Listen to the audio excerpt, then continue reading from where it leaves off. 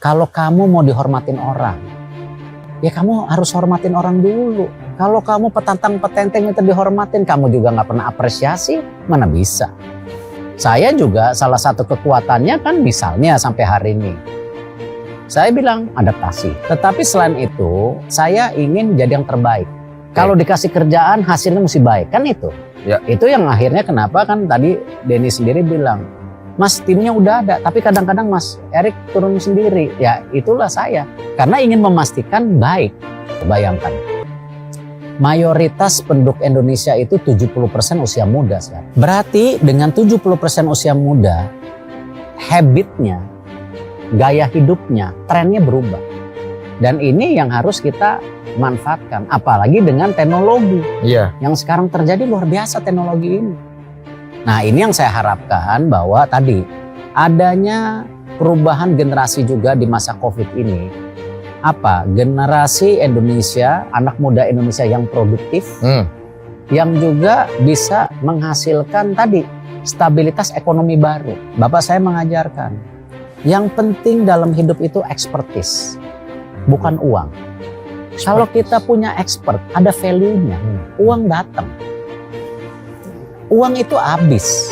Expertise itu yang membuat orang juga datang ya berinvestasi atau melakukan sesuatu bersama yang menghasilkan nilai ekonomi.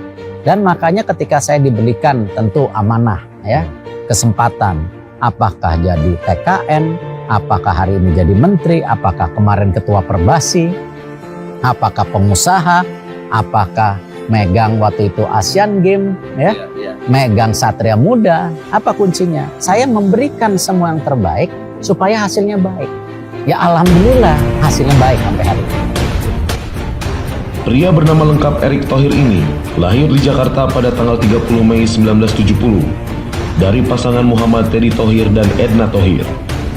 Sejak kecil hingga SMA, Erick Thohir menghabiskan masa sekolahnya di Jakarta, tepatnya di SMU Negeri 3 Jakarta.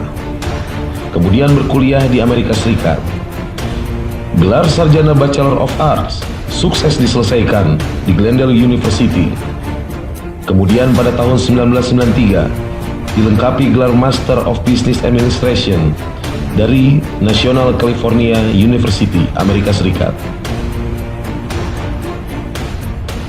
Kesuksesan Erick Thohir sebagai pengusaha dan pembisnis hebat tidak diraih secara instan.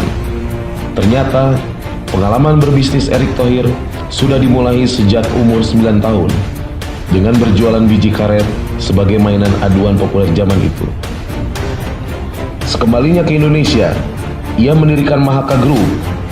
Mahaka Group yang didirikan oleh Erick Thohir telah mencetak beberapa anak perusahaan seperti Harian Republika yang merupakan surat kabar pertama bagi komunitas Muslim Indonesia, stasiun televisi Jack TV, Mahaka Advertising, dan radio Get FM.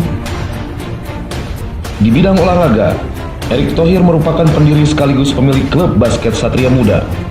Ia menjadi orang Asia pertama yang pernah memiliki tim bola basket NBA ketika ia membeli saham Philadelphia. Pada tahun 2012, Erick Thohir menjadi pemilik saham mayoritas sebuah klub, Major Liga Soccer.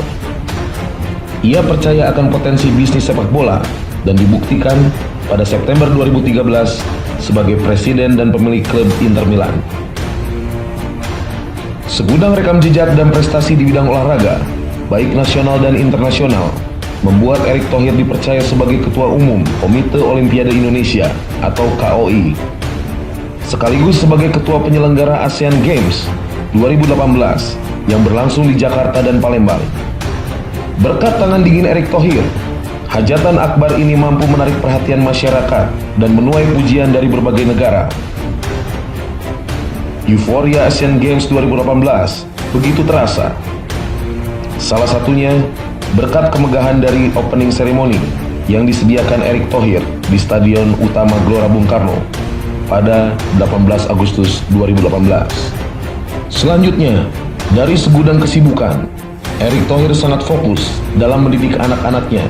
Salah satu fakta yang unik lainnya, Erick Thohir merupakan sosok ayah yang disiplin, agamis dalam mendidik keempat anaknya. Saat ini, Erick Thohir merupakan Menteri BUMN Republik Indonesia. Erick Thohir resmi diangkat Presiden Joko Widodo sebagai Menteri Badan Usaha Milik Negara di Kabinet Indonesia Maju periode 2019-2024. Erick menggantikan posisi Rini Sumarno sebagai Menteri BUMN pada periode sebelumnya. Dalam mengemban jabatan strategis ini, Erick Thohir mendapat tugas khusus dari Presiden untuk membangun BUMN berekspansi ke pasar modal global.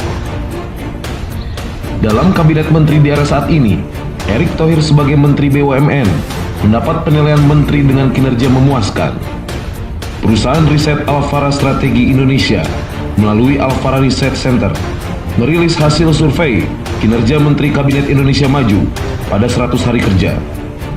Dari hasil survei tersebut, Menteri Badan Usaha Milik Negara Erick Thohir berada di urutan pertama sebagai menteri dengan kinerja paling memuaskan publik. Dari sekian banyak prestasi dan pencapaian yang diraih, Erick Thohir dinilai sangat pantas untuk melanjutkan kepemimpinan Indonesia sebagai Presiden Republik Indonesia periode 2024-2029.